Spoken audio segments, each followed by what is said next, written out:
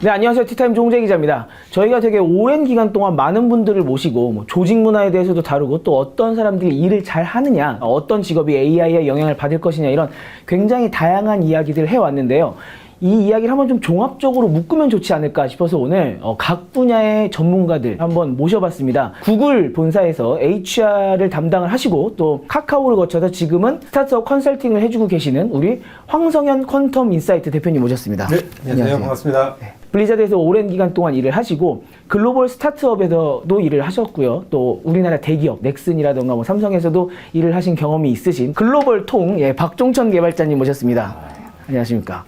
한국 하면은 생각나는 기업이 있죠. 삼성전자 출신이시고 지금은 삼성 SDS에서 그룹웨어라던가 일 관련 솔루션들을 또 진두지휘하고 계시는 삼성 SDS의 김정민 상무님 모셨습니다. 안녕하십니까. 반갑습니다. 김정민입니다. 네.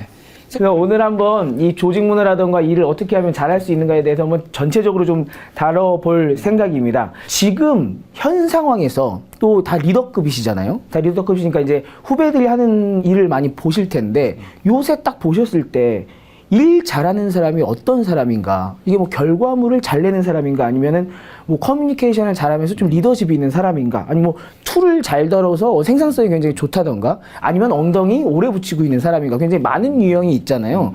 어떻게 생각하십니까? 저는 지금이 정말 큰 과도기인 것 같아요.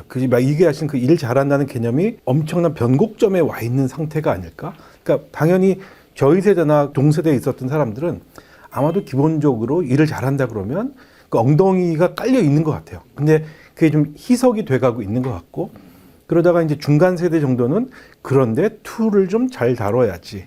이게 이제 한 25% 정도 있는 것 같고, 나머지 반은 이제 그런 거 말고 좀 더 혁신적이고 정말 문제 띵킹 것 같은 것들 해내야 돼. 그런 것들이 이제 기술로 요즘 나오고 있기 때문에 그게 세 가지가 공존하고 있는데, 이게 이제 앞으로 저는 3년, 5년 정도에는 확 달라질 거다.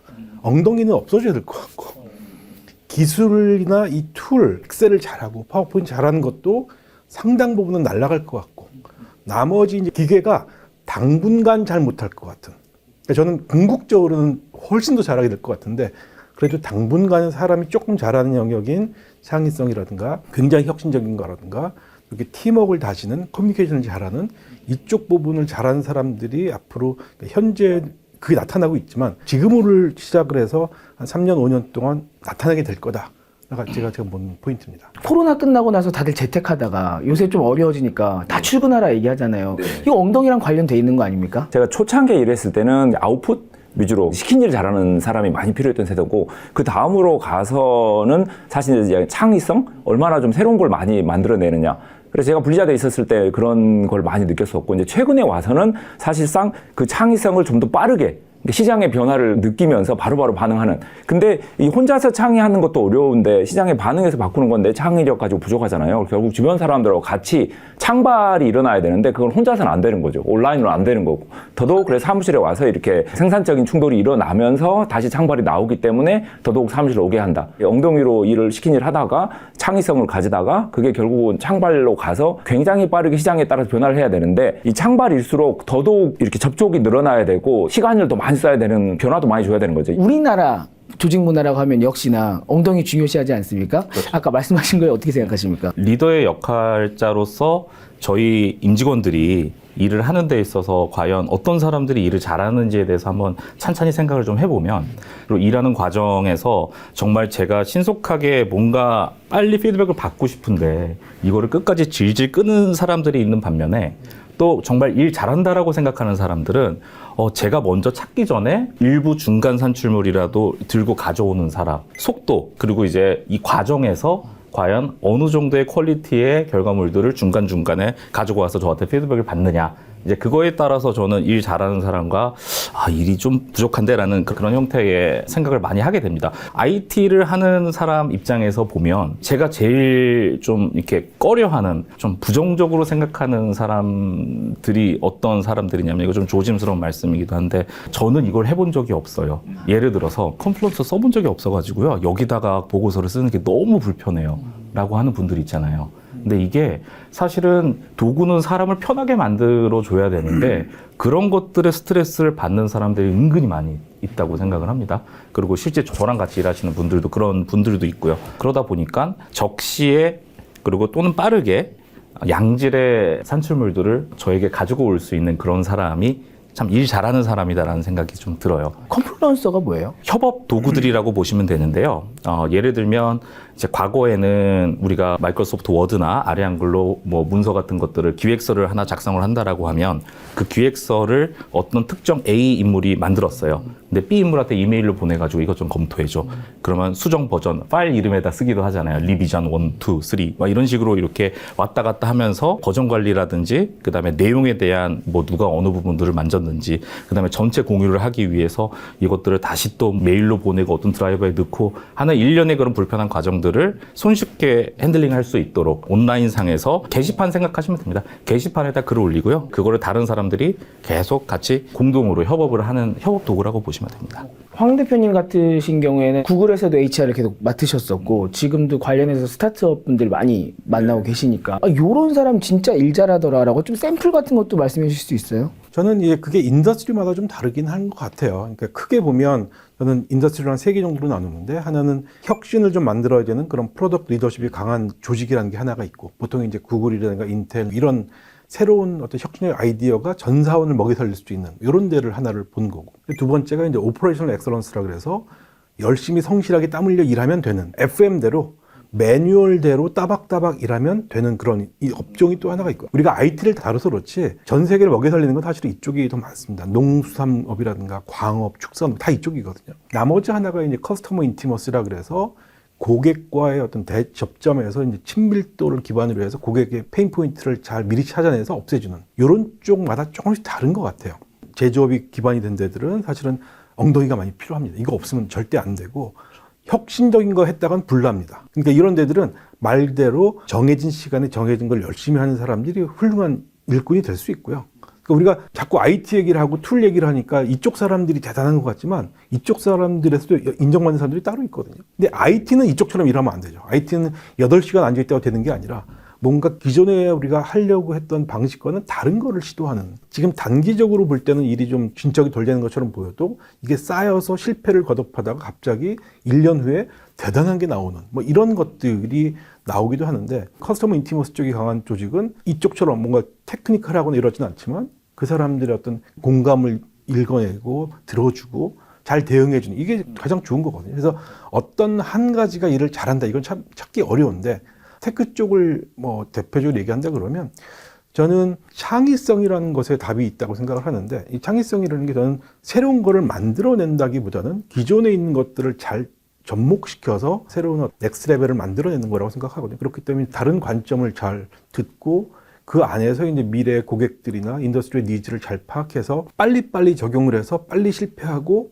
인정하고 또 새로운 거에 도전하는 이런 사람들인 것 같아요. 저는 개인적으로는 그런 사람들을 제일 많이 본 게 이제 구글이라는 그런 환경이었는데 우리가 일 잘하는 사람이 중요한 거는 그 조직에서 인정을 받아야 돼요. 혁신적인 회사에 있는 사람들이 오퍼레이셔널 엑셀런스가 강한 조직에 가면 절대 인정 못 받거든요. 반대도 마찬가지고. 그래서 우리가 어디에 가치를 두느냐가 굉장히 중요한 것 같아요. 그래서 우리 조직은 혁신이 방점이기 때문에 반짝반짝 아이디어 있는 사람을 중요하게 여겨. 그러면 사람들은 그쪽 방향이 되려고 노력을 많이 할 거예요. 그래서 절대 가치는 없지만 앞으로 세상이 나아가는 방향을 볼 때는 아마도 이쪽 오퍼레이션 엑셀런스가 강한 조직이나 이쪽 역시 그런 테크의 영향을 받아서 변신을 할 거거든요. 그렇게 본다 그러면 아무래도 다른 식의 어떤 접근을 하고 해보지 않았던 방향으로 시도를 하는 사람들이 결국은 일을 잘하는 사람들이 아닌가. 그래서 이제 실제 봤던 경험으로 따진다 그러면 대표적인 사람이 일반 직원 레벨은 아니지만 제프 딘 같은 사람 있죠. 워낙 천재. 완전 천재인데 본인이 사실 하는 일이 그 임팩트가 엄청난 거죠. 그래서 뭐 제프 딘의 그 레전더리 그 사례들 많이 있지만 그렇게 그러니까 한 차원 높은 레벨로 임팩트를 끼칠 수 있는 사람 그런 사람들이 결국은 일 잘하는 사람이라고 생각을 하고요. 일 제일 잘하는 사람 제프 딘이다. 개발자로서 지금 리더 역할을 하고 계시지만 현업에서 제일 오래 뛰셨잖아요. 박종천 개발자님이 제프 딘처럼 되려고 하면은 어떤 갭이 있습니까? 굉장히 어려운 질문인데요. 다시 태어나야죠. 다시 태어나야죠. 다시 태어나야 됩니다. 창의력의 끝판왕이잖아요. 좀 그 창의력을 잘 발휘하려면 뭘 어떻게 해야 돼요? 조언 좀 해주시죠. 저도 뭐 이게 정답이 될지는 모르겠는데, 그러니까 우리가 그 일을 하는 방법을 한번 좀 펼쳐놓고 생각을 해보면 문제가 결국은 기업이 해결해야 되는 원형이죠. 가장 중요한 거죠. 근데 그거를 해결하기 위해서는 그냥 창의력 하나만 갖고는 안 되고요. 이 문제의 원흉이 뭐냐? 그거를 이제 하나만 보면은 다른 데서 터질 수가 있기 때문에 여러 개를 생각할 수 있어야 돼요. 그거를 이제 논리력이라고 합니다. 여기서 A부터 Z까지가 이 전체지. 이걸 펼쳐놔야 돼요. 근데 그 중에서 이걸 다 보면 안 되니까 이 중에 좁혀가서 진짜 범인을 잡아야죠. 그 R&D도 있고 기술도 있고 디자인도 있고 기획, 마케팅, 생산 다 있는데 이걸 다 뒤지면 하세월이 되니까 이거를 여러 가지 연구를 해보니 결국은 생산의 문제였어. 그럼 그걸 가지고 딥다이브를 해야죠. 그걸 이제 깊이 들어가는 걸 분석력이라고 하거든요. 그래서 1번이 논리력, 2번이 분석력으로 쫙 깊게 들어가면 Y를 5번 정도 물어보면 진짜가 나오거든요. 얘를 찾아내야죠. 그럼 우리가 해결해야 되는 건 요 문제예요. 이 문제를 해결하는 방법은 한 가지만 있는 게 아니라 여러 가지가 있거든요. 근데 약간 딱딱한 문화에서 자라는 사람들은 정답 하나를 찾아내는 데 집중을 하거든요. 그게 우리가 보통 학교에서 배운 방식이죠. 저도 지금 정답을 원합니다. 정답이 아니라 정답을 원하는 게 아니라 우리는 해법을 많이 찾는 게 중요한 거죠. 왜냐하면 그 정답이 나는 정답이라고 생각할 수 있지만 다른 배경을 가진 사람은 전혀 아닐 수 있거든요. 그럼 빵점이 될 수도 있어요. 그럼 해법을 많이 찾으면 그 중에 하나가 걸리죠. 해법을 많이 찾아내는 걸 창의력이라고 하는 거예요. 근데 거기서 끝나면 또 답이 없죠. 너무 많으니까. 그래서 이 중에 여러 가지 전략적인 함의, 가중치 이런 거를 고려해서 하나를 골라내는 역량을 통합력이라고 하는 거예요. 우린 결국 이걸 원하는 거죠. 창의력으로 그냥 100가지 아이디어가 쏟아놨다. 이거는 사업이 안 되는 거거든요. 그래서 이 4가지가 사실은 다 중요합니다. 그 중에서도 저는 창의력이 사실은 굉장히 중요하다고 보는 게 창의력에서 펼쳐놓지 않으면 마지막에 마무리가 잘 안 되거든요.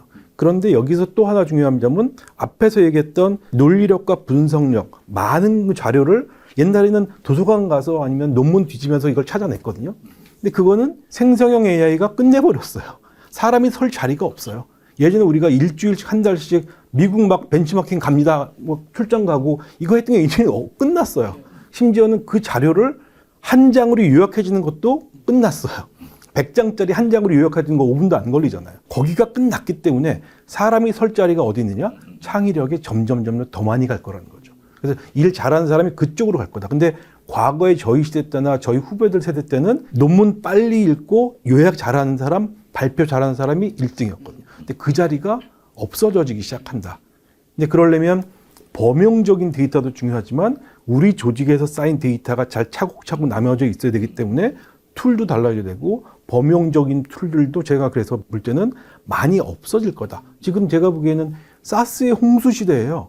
특히 코로나 이후에 너무 많은 게 생겼는데 이런 생각 해보셨나요? 우리가 지금 쓰고 있는 이 많은 사스 중에 5년에서 10년 후에 있을 사스가 몇 개일까? 그럼 거기에 쌓은 데이터들 어떻게 되죠? 다 날아갈 거거든요. 싸이월드 내 사진이 다 날아갔듯이. 똑같은 거죠. 그렇다면 우리는 어디에 배팅해야 될까도 고민해봐야 돼요. 근데 또 한 가지 문제는 너무 사스가 범람하다 보니까 데이터가 너무 파편화되어 있는 거죠. 그래서 이거를 묶어주는 데 대한 지금 필요가 굉장히 점점 커지고 있습니다. 그래서 제가 보면 30명짜리 스타트업인데 가보면 사스 한 15개 쓰고 있어요. 이 자료가 저기 있었는지 여기 있었는지 기억이 안 나고 심지어는 개인 카톡방에 남아있는 경우 이 사람 퇴사해버리면 회사에는 자료가 없고 개인한테가 있고 이런 웃지 못할 일들이 지금 엄청나게 많이 벌어지고 있기 때문에 우리가 이 정보를 바라보는 관점 좀 명확하게 할 필요가 있겠다.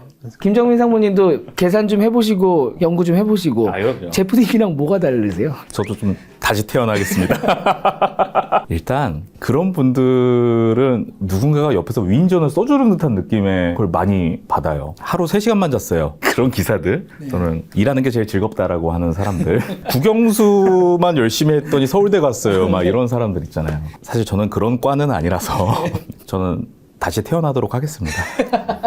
이게 좀 DNA부터 다르다. 일을 하면서 나름 그래도 이제 천재 개발자들, 제프디님까지는 안 되겠지만 아닌 분들하고 좀 일을 해보면서 이게 생각하는 그 사고의 폭이 달라요. 그러니까 저희는 예를 들면은 저 산을 보고 산을 올라가려고 보고 있다면 이분들은 어떻게 인사이트이 되게 좋기 때문에 그 산 뒤에 있는 다른 산을 보고 아키텍처를 설계한다거나 뭐 제품의 기술을 본다거나 그래서 저희가 뭐 아둥바둥 하고 있다면 더 큰 일을 항상 해서 10명이서 못 푸는 문제를 혼자서 푸는 거를 너무 많이 봤어요. 그래서 그때 제가 이제 초창기였을 텐데 결국 소프트웨어 회사는 한 명의 천재와 나머지 떨거지로 이루어진다 라는 말을 할 정도였는데 다행히 이제 세상이 계속 바뀌고 이 협업이 점점 잘 되는 거예요. 옛날에는 사실 사람들끼리 협력하기가 그렇게 쉽지가 않았어요. 근데 굉장히 다양한 지식들 그리고 프로야구도 비슷하죠. 모든 사람들이 이제 실력이 올라가면서 사실 팀의 성장이 있는 거잖아요. 각각의 개발자들이 이제 용어를 쓰고 도구를 쓰고 연결이 되고 소통이 되고 모든 사람들의 역량이 올라가면서 약간 협업의 역량이 올라가는 거예요. 그래서 뭐 20년 전에는 한 명의 천재 개발자를 100명이 이길 수 없었다면 지금은 이제 예를 들면 10명의 약간 수제 개발자들이 힘을 합치면 분명히 천재 개발자급의 솔루션을 찾아내더라고요. 그러면서 업계 전체로 보면 사실 천재들이 조금씩 사그러들고 수제들이 모여서 협업을 하면서 더 큰 걸 만들어내는 그리고 천재 한 명의 아이디어보다는 수제 10명의 아이디어 중에서 좋은 거를 찾아서 그걸 노력을 해보고 하는 게 성공 확률이 더 높을 거잖아요. 그래서 약간 시대도 좀 변하는 것 같고 이러면서 더더욱 사람들의 협업이 점점 더 중요해지고 어떻게 하면은 이 10,000명 중에서 한 명의 천재를 찾아내는 게 아니라 10,000명 중에서 100명의 수재를 찾아내는 건가 이게 조직의 또 숙제 같기도 합니다. 심지어 제가 초창기 직장 때 천재 개발자 2명 있는 거예요. 한 분은 뭐 미사일 개발을 하실 정도로 어마어마하신 분이고 다른 한 분은 엄청나게 큰 소프트웨어를 처음부터까지 혼자 다 개발한 천재 개발자 둘인데 저희 이제 말단 개발자 100명은 이 2명의 역량을 비교할 방법이 없는 거예요. 우리가 볼 때는 거의 하늘과 같은 존재라. 그래서 제가 혼자 아이디어를 내가지고 A라는 분한테 저 B는 어느 정도인 것 같아요? 그랬더니 내 반 정도지. B한테 A는 어느 정도인가요? 그랬더니 내 한 반의 반 정도지. 그래서 결국 이 B가 더 잘하시는 분이다. 이분들의 상대평가로 그런 농담을 했던 적도 있습니다. 호날두 메시가 누가 잘하는지 우리는 모르는 거죠. 그러니까 호날두한테 물어보고 메시한테 물어봐야. 근데 또 박종정 개발자님도 이 리더급까지 성장하실 정도로 이렇게 오랫동안 30년 넘게 살아계셨으면 부러워하는 후배도 되게 많았을 것 같아요. 아, 선배는 이런 게 너무 대단한 것 같아요 라고 말씀도 많이 들으셨을 것 같은데 그런 면에서는 어떤 게 본인을 수제로 만들어 주셨어요? 이제 소프트웨어 개발하는 거, 순수 개발하는 거 하드 스킬이라 그러면 소프트 스킬이 결국 이제 협업, 소통, 관리, 리더십인데 저는 이쪽으로 좀 더 집중했던 것 같아요. 그래서 사람들하고 이야기를 많이 하고 이야기를 모으고 다시 그걸 전달하고 이렇게 프로젝트 운영하고 결국은 뭐 혼자서 안 되니까 제가 어렸을 때 그 천재 개발자를 보면서 결심한 게 2개 있는데 내가 더 많은 사람들하고 같이 일을 해서 더 큰 일을 해야지. 마이크로소프트 윈도우는 혼자서 못 만들거든요. 7만 명이 만들었거든요. 그래서 더 많은 사람들하고 나는 일을 할 수 있어야 되겠다. 그리고 이 업계에서 내가 더 오래 일하면 이긴 거지. 그래서 더 오래오래 일해야 되겠다. 저는 그래서 질보다는 양으로 승부를 걸기로 했었습니다. 황성현 대표님은 뭐 개발자는 아니시지만 본인이 갖고 있는 그런 프라이드가 있으실 것 같아요. 뭔 차이가 있었습니까? 저는 조금 차별화되는 포인트라 그러면 앞날을 예측했던 것 그거 하나인 것 같아요. 그러니까 내가 평생 직장과 평생 직업이 있을 수가 있는데 저희 세대는 사실 평생 직장이 먹여 살릴 거라고 생각했던 세대였는데 저는 그걸 좀 빨리 깼던 것 같아요. 회사가 나를 책임지지 못하니까 나는 차라리 인사 전문가가 되겠다를 좀 빠르게 90년대 초에 설정을 했던 것 같고 그 다음부터는 그냥 이 회사만 바라보는 게 아니라 3년 후에 어떤 인더스트리가 뜰 거냐. 그래서 정유업 쪽에 있다가 반도체에 있다가 야후, 그 다음에 컨설팅 가서 밑바닥 공부를 하고 그 다음에 구글 코리아 가고 구글 본사 가고 그 다음에 다시 실리콘밸리에 스타트업 갔다가 한국에 와서 카카오를 들어가게 된 건데 항상 이제 3년 후에 내가 뭐 할 건지 또는 내가 뭐 할 거보다도 그때쯤 되면 떠 있을 인더스트리가 뭐냐는 항상 봤던 것 같아요. 근데 그게 운 좋게 타이밍에 맞아 떨어져서 제가 이제 좋은 경험을 한 거지 제 자신이 뛰어나서 그런 것은 별로 저는 없었다고 생각하고 근데 업무적으로 조금 그래도 차별화되기 위해서 노력했던 것은 요즘 우리가 육각형 인재라고들 많이 하는데 저를 놓고 본다 그러면 인사의 전문성 이제 그런 것들을 저는 이제 글로벌 컨설팅 펌에서 좀 배웠다고 본 거고 그 다음에 이 회사들에서 요구하는 기본적인 영어 역량 그 다음에 거기서 요구하는 전략적인 관점들 그 다음에 네트워크하는 역량들 결국 인사는 그 임원들과의 결국 네트워크이기 때문에 그런 것들에서 가능하면 이 육각형 인재에 맞는 그런 걸 두루두루 갖추려고 노력을 많이 했던 것 같습니다. 티타임즈 오시는 분들 아마 황성현 대표님 영상 다 보셨을 것 같은데 160만 클릭이 나왔기 때문에 네 그런 댓글이 있었어요. 이직 많이 했네. 저는 그 이직을 다 계획을 한 거죠. 네. 리더의 입장에서 황 대표님이 아래 있어요. 좋은 직장인입니까? 좋은 후배입니까? 이직하는 사람이요? 저는 이직이 나쁘다고 생각해 본 적은 한 번도 없어요. 왜냐면 그거는 계약 관계이기 때문에 그런 거거든요. 평생 회사가 어차피 책임져 줄 거 아니잖아요. 근데 이제 만약에 제 입장만 하더라도 저는 2가지 판단을 하거든요. 내가 더 성장을 하는 거냐, 이 회사에서. 그 다음에 내가 초기만큼 충분히 내가 기여하고 있는 거냐. 근데 그게 마지널해지게 되면 굳이 그게 있을 이유가 없는 거죠.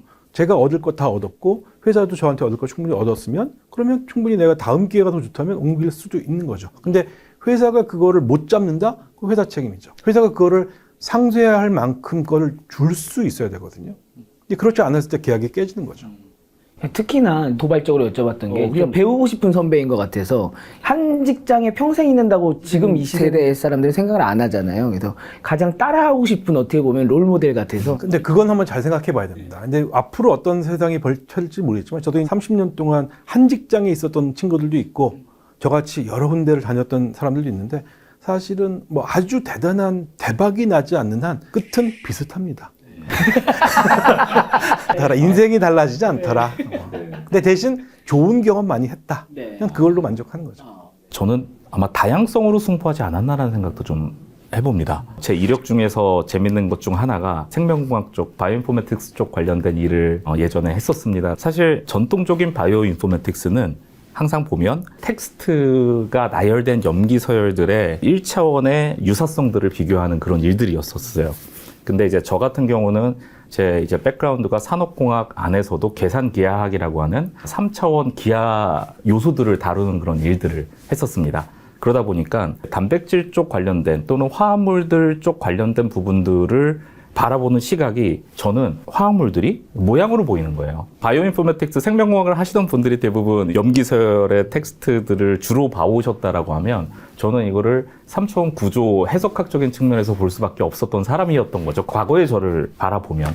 그래서 이제 제가 접근했었던 방법론들은 다른 사람들이 이 손을 정의를 할 때는 많은 사람들이 손바닥을 보면서 손이야라고 하지만 저는 손등을 보면서 손이라고 했었던 그런 듀얼리티 문제를 풀었다라고 저는 자신 있게 이야기를 하고 다녔었습니다, 과거에. 그런 형태의 배경들을 갖다 보니까 아마 다른 사람들이 평이하게 본인들이 갖고 있는 난제들을 이렇게 바라볼 수 있었다라고 하면 저 같은 경우는 좀 다른 측면에서 많이 바라보려는 그런 노력들을 하지 않았나? 그러다 보니까 약간 특이하네 저 아저씨 좀 이런 소리들도 좀 많이 들었었고요. 그런 부분들이 지금의 저를 만든 게 아닐까요? 라고 하면 자랑질일까요? 아니요. 특이하네라는 말씀을 많이 들으셨어요. 그런 편이었습니다. 아마 제가 이 자리에 오게 된 것도 그 특이성 때문이 아닐까라는 생각을 해봅니다. 특이한 사람 두 분은 어떠세요? 저는 뭐 꾸준한 이런 게 더 많았던 것 같아요. 박종석이 말씀이 어떠세요? 제가 한글 컴퓨터 다닐 때 그 알바였을 때 사람들이 밤새 개발을 하고 있는 거예요. 그 선배 천재 개발자들이 밤새 미친 듯이 하고 있는데 전 옆에서 커피 날랐거든요. 그래도 집에 안 가고 할 일도 없는데 옆에서 앉아서 계속 이렇게 수다 떨면서 이렇게 대화 들어주고 사람들과의 친화력 그게 계속 이어진 것 같아요. 그 뒤로. 친화력, 꾸준함, 특이함. 개발자인데 근데 이런 키워드가 나오는 건 참 쉽지 않은 건데 그게 좀 차별화 포인트인 것 같고. 월락 시작하자마자 천재들을 보면서 그때부터 기가 죽어가지고 난 저분들하고 친하게 지내야 되겠다라는 마음이 들었던 것 같습니다. 근데 구글에서도 보시면 주로 개발자라고 하면은 이미지가 앉아서 푹 두들기는 느낌인데 이런 분들 진짜 잘 없으실 것 같아요. 아니요, 오히려 저는 그런 사람들 더 많이 본 것 같아요. 그게 저는 구글 엔지니어들의 차별화 포인트가 아닌가? 왜냐면 구글은 기능적으로 보면 풀스택 엔지니어들이 굉장히 많죠. 우리나라는 이제 제품 개발을 한다 그러면 PM이나 PO라고 하는 사람들이 여러 가지 기획서를 써서 승인을 받아서 개발자에게 던져주는 구조가 많아요. 다 그런 건 아니지만 상당수가 그렇게 돼 있습니다. 그래서 개발자들이 상당히 수동적인 경우들이 되게 많아요.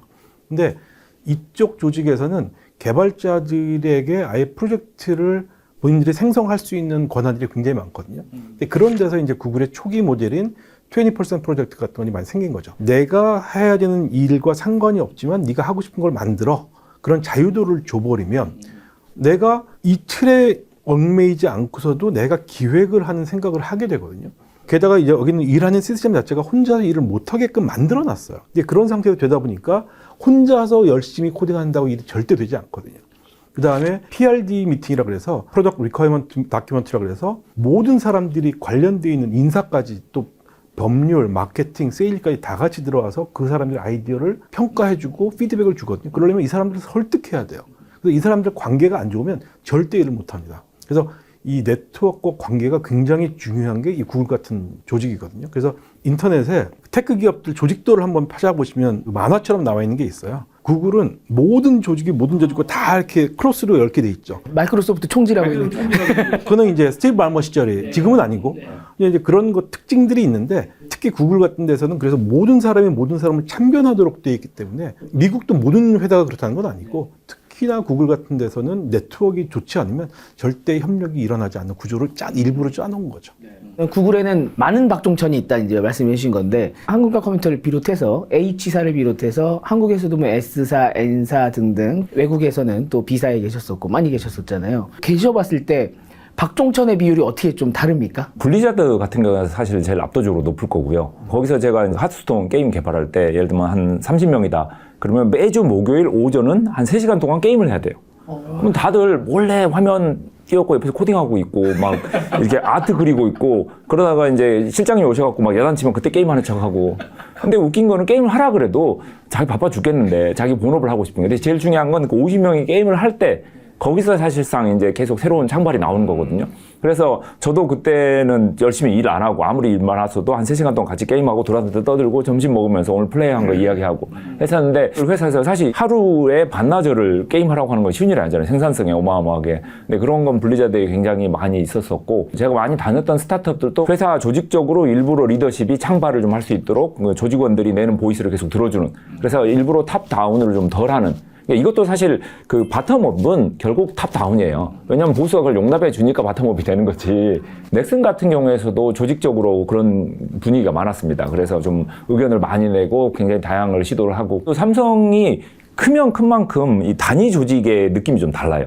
그래서 사실 그 조직장의 약간 분위기에 따라서 굉장히 안에서 많이 탑다운으로 일하는 조직도 있고 또 바텀으로 일하는 조직도 있고 다양한 걸 시도하는 조직도 있기 때문에 이 조직 바이 조직, 그러니까 워낙 크니까 변화가 많은 걸 많이 봤었습니다. 이제 구글 초기도 그렇고 이제 중기까지도 지금도 마찬가지긴 한데 의도적으로 일하는 방식을 그러니까 충돌이라는 게 나쁜 건 아니고 이렇게 부딪힐 수 있게 만들어 놓기 위해서 원칙이 있었던 것 중에 하나가 구글은 뭐 오피스도 많고 되게 크고 한데 의도적으로 50야드마다 하나씩 그 스낵 스탠드를 만들어 놓은 거거든요. 그 다음에 건물마다 하나씩의 카페테리아 이거를 만들어 놓은 이유가 자기 자리에서 뭐 도시락 먹고 이러지 말고 그 자리에서 사람들 만나면서 인사하고 아이디어 얘기하고 나 지금 어떤 프로젝트 하고 있는지 얘기하고 이거를 의도적으로 계속 충돌을 만들어낸 그런 사례도 생각이 나네요.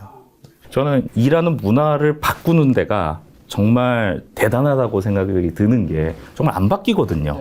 저희가 아까 뭐 컴플루언스가 갑자기 튀어나온 거는 아니고 아마 저희 대표적인 일하는 모습이 변한 시발점이 된 도구이기도 한 것 같아서 제가 말씀을 좀 드리고 싶은 게 저희가 사실은 보고 문화 체계가 굉장히 복잡했습니다. 뭐 예를 들어서 어떤 말단 임직원이 파트장한테 뭔가를 숙제를 하나 받아가지고 그 결과물을 보고서를 작성을 해야 된다. 그러면 그걸 뭐 파워포인트로 작성을 해야 되느냐, 워드로 작성을 해야 되느냐, 막 고민하면서 막 써요.